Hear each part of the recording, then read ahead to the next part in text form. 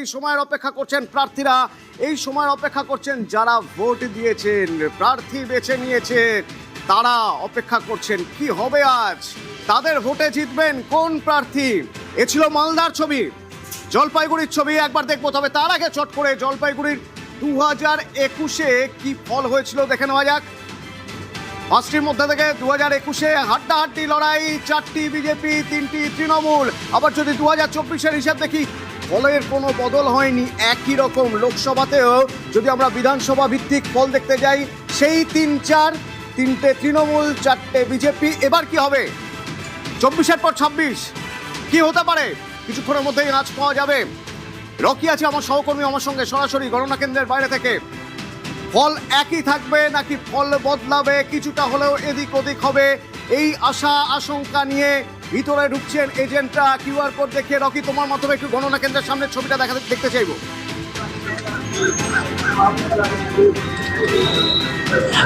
অতনু, তোমাকে প্রথমে বলে রাখতে চাইবো যে আজ 2026-এর বিধানসভা ভোটের ফল ঘোষণা। আর সকাল থেকেই কিন্তু মালবাজার যে কলেজ রয়েছে সেখানে কিন্তু লম্বা লাইন, বিভিন্ন রাজনৈতিক দলের কর্মীদের এবং যারা কাউন্টিং এজেন্ট রয়েছেন তারা কিন্তু রীতিমতো দাঁড়িয়ে পড়েছেন।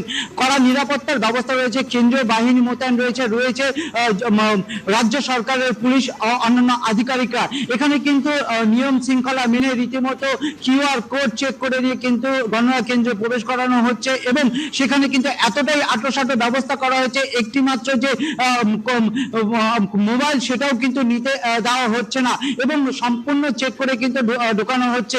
বিভিন্ন প্রার্থী যারা এসেছেন বিভিন্ন রাজনৈতিক দলে তারা কিন্তু আশাবাদী, তারা কিন্তু বলছে প্রত্যেকেই যে তারা জেতার ক্ষেত্রে কিন্তু আশাবাদী। কিন্তু এখানে দেখা গিয়েছে মূল যে বিরোধী দল যে বিজেপি এবং রয়েছে তৃণমূলের যে ক্যান্ডিডেট, তারা কিন্তু প্রত্যেকেই বলছেন শেষ হাসি তারা হাসবেন। কিছুক্ষণ পরেই কিন্তু এখানে গণনা শুরু হবে। তোমাকে বলে রাখতে চাইবো, এইখানে যে গণনা কেন্দ্র করা হয়েছে সেখানে কিন্তু 20টি টেবিল এবং 14 রাউন্ডের মাধ্যমে কিন্তু ফল ঘোষণা করা হবে। আর কিছুক্ষণের মধ্যেই এই গণনার কাজ শুরু হবে, যার মধ্যে দিয়ে দেখাবো যে এখানে কিন্তু লম্বা লাইন রয়েছে। বিভিন্ন রাজনৈতিক দলের যে কর্মীরা, কাউন্টিং এজেন্টরা, তারা কিন্তু লাইন ধরে দাঁড়িয়ে রয়েছে এবং পুলিশ আধিকারিক এবং কেন্দ্রীয় বাহিনীর জওয়ানরা কিন্তু মোতায়েন রয়েছে। রীতিমতো গরম গরম পরিস্থিতি রয়েছে। শুরু হয়ে যাবে গণনা কিছুক্ষণের মধ্যেই। 8টা থেকে গণনা শুরু হওয়ার কথা, কিন্তু উত্তেজনার পারদ চড়ছে। এ হলো কোচবিহারের ছবি, উত্তর 24 পরগনার ছবি দেখব। তবে তার আগে উত্তর 24 পরগনা ডিসাইডিং ফ্যাক্টর বলা হচ্ছে। সেই উত্তর 24 পরগনার 2021-এর ছবিটা কি ছিল? 33টি আসন, তার মধ্যে থেকে বেশিরভাগ তৃণমূলের হাতে 28। 2021-এর ছবি যদি দেখি, 28টি তৃণমূলের ছিল, 5টি বিজেপির। ফল একটু বদল হয়েছিল, বিজেপি কিছুটা গেইন করেছিল। যদি 2024-এর লোকসভা ভোটে বিধানসভা ভিত্তিক ফল দেখতে যাই, দেখা যাবে 5-এর জায়গায় বিজেপি 8-এ, আর 28 থেকে কমে 25-এ তৃণমূল। আরও কমবে নাকি যেগুলো কমে গিয়েছিল সেই জায়গাগুলো আবার বেড়ে যাবে তৃণমূলের? বিজেপি আরও একটু এগোতে পারে। বারাকপুরের গণনা কেন্দ্র, সেখান থেকে আমার সঙ্গে অরুণ রয়েছে আমার সহকর্মী। ব্যারাকপুর, উত্তর 24 পরগনার ভোটের কথা বলতে গেলে ব্যারাকপুরের কথা বলতেই হবে, কারণ সবচেয়ে বেশি গরম থাকে যে জায়গাগুলো তার মধ্যে অবশ্যই একটা ব্যারাকপুর। সেখানে ভোট গণনা, কোন কোন আসনের গণনা হচ্ছে এখানে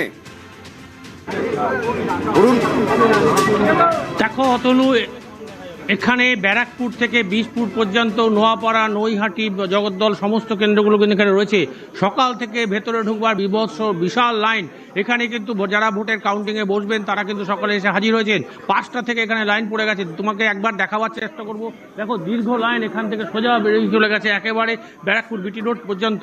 সেখানে এবার গণনা শুরু হবে একটু পরে, তার আগে ভেতরে ঢোকার জন্য কিন্তু দেখা যাচ্ছে যারা ভেতরে ঢুকবেন তারা একদিক থেকে জয় শ্রীরাম স্লোগান, একদিক থেকে জয় বাংলা স্লোগানে কিন্তু ভরে উঠেছে। হচ্ছে, ফলে তাদের মধ্যে উৎসাহ ভিতরে যাওয়ার জন্য এই সকাল থেকে যে দীর্ঘ লাইন দিয়ে একে একে কিন্তু ভিতরে ঢুকছে। আর কয়েক ঘন্টা আর কয়েকটা সময়ের অপেক্ষা, তারপরে কিন্তু গণনা শুরু হবে।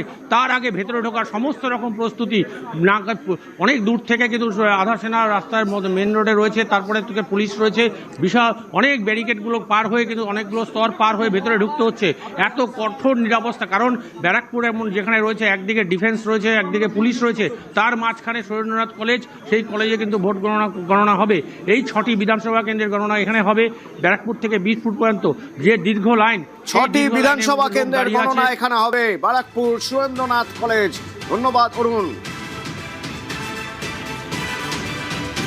মোট 77টি গণনা কেন্দ্র। পশ্চিমবঙ্গের রাজনীতি নিয়ে, ভোট নিয়ে কথা বলতে গেলে পূর্ব মেদিনীপুরের কথা অবশ্যই বলতে হবে। পূর্ব মেদিনীপুর, এবার পূর্ব মেদিনীপুরের গণনা কেন্দ্রের ছবি দেখবো। তবে তার আগে 2021 পূর্ব মেদিনীপুর হাড্ডাহাড্ডি লড়াই। 2021-এ তৃণমূল 9, বিজেপি 7। বিজেপি অনেকটা এগিয়ে যায় 2024-এ। যদি লোকসভার সময় বিধানসভা ভিত্তিক ফল দেখতে যাই, তাহলে 16টির মধ্যে থেকে 15টি বিজেপির দখলে, 1টি তৃণমূলের। এখান থেকে 2 বছরে তৃণমূল কতটা গেইন করতে পারবে? আদৌ পারবে? বিজেপির এখানে কিছু আসন কি করতে পারে? জানা যাবে কিছুক্ষণ পরে। নন্দীগ্রাম, পূর্ব মেদিনীপুর নজর ছিল আমাদের। হলদিয়া কাউন্টিং সেন্টার, গণনা কেন্দ্র। সেই হলদিয়ায় নন্দীগ্রামের ভোটও গণনা হবে। এখান থেকে আমার সহকর্মী রয়েছেন অর্ণব, সরাসরি কথা বলবো। অর্ণব, একেবারে উত্তেজনায় ফুটছেন কর্মী সমর্থকরা, যারা ভিতরে যাবেন তারাও উত্তেজনায় টকবক করে ফুটছেন। একটু তোমার কাছ থেকে মুডটা নেওয়ার চেষ্টা করব। মুড কিরকম?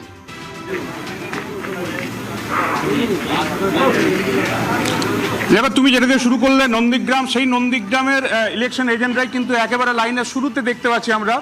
এবং এখনো কাউন্টিং এজেন্টদের ঢোকানো হয়নি, প্রবেশ করানো হয়নি। হলদিয়া গভর্নমেন্ট স্পন্সার্ড হাই স্কুল, এখানে 3টি বিধানসভা গণনা, তার মধ্যে নন্দীগ্রাম অন্যতম, রয়েছে হলদিয়া এবং তার সঙ্গে মহিষাদল। এবং শুরুতেই যিনি লাইন দিয়েছেন তার পরিচয় বলার অপেক্ষা রাখে না, মেঘনাথ পাল, শুভেন্দু অধিকারী ইলেকশন এজেন্ট আমরা জানি। এবং কার্যত চাণক্য বলা নন্দীগ্রামের কি আবহাওয়া বুঝছেন? আমরা নন্দীগ্রামে ভারতীয় জনতা পার্টি বিপুল ভোটের ব্যবধানে জয়লাভ করবো, এই ব্যাপারে 100% নিশ্চিত। আপনারা একেবারে শুরুতে লাইন দিয়ে, কখন লাইন দিয়ে? ভোর 4টে? আমরা ভোর 3টের সময় এসে লাইন দিয়েছি। 6টা এখানে ঢুকানো কথা। এখানে ব্যবস্থাপনা ভীষণ ত্রুটি। এখনো পর্যন্ত কাউকে আমাদের ভেতরে ঢুকাচ্ছে না। এজেন্টরা লাইন দিয়ে দাঁড়িয়ে আছে। আপনাদের সব এজেন্ট কি চলে এসেছেন? আমরা সব এজেন্ট আমাদের চলে এসছে। 6টার সময় আমাদের ঢুকানোর কথা ছিল, বলেছিল, আরও বলেছিলেন যে 6টার সময় ঢুকানো হবে, কিন্তু 6:15 হয়ে গেল, এখনো পর্যন্ত কোনো ব্যবস্থাপনাই নেই এখানে। অর্থাৎ একেবারে শুভেন্দু অধিকারী শুরুর যে লাইন দেখতে পেলে, শুভেন্দু অধিকারী ইলেকশন এজেন্ট, তিনি 1 নম্বরে ভোট 3টে লাইন দিয়েছেন। কিন্তু আরও বর্ণময় ছবি তোমায় দেখাবো অতনু। এই লাইন দিয়ে যত এগিয়ে যাবে, একবার রঙিন ছবি তুমি দেখতে পাবে। এবং এখান থেকে একেবারে ভোরবেলায় যারা ইলেকশন এজেন্টের লাইনে দাঁড়িয়েছেন, প্রত্যেকেই কিন্তু বিজেপি ইলেকশন এজেন্ট, এবং প্রত্যেকেই জয় শ্রীরাম স্লোগান দিচ্ছেন। এবং এই ছবিটা তোমায় দেখতে দেখতে যখন যাব, তুমি হঠাৎ করেই কিছুটা থমকাবে। একেবারে বর্ণময়, একেবারে জার্সি, সবুজ, কোথাও গ্রিন। এই দেখো, এবার শুরু হয়ে গেল জয় বাংলা। এতক্ষণ শুনছিলাম জয় শ্রীরাম, এবার জয় বাংলা।